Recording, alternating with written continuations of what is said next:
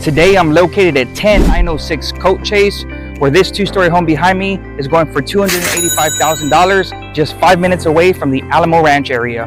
Now this home is a 3-bed, 2.5 bath. Let's go take a look. One of my favorite things is that you're greeted with an open concept. As you can see, you have the living room here to my left, and then you have the kitchen over here to the right. So if you're looking to entertain or you love entertaining, this is the perfect house to do so. Now this particular home is gonna have all the bedrooms upstairs. So for you guys with little kids that wanna be close to them, this is gonna be the perfect house for you.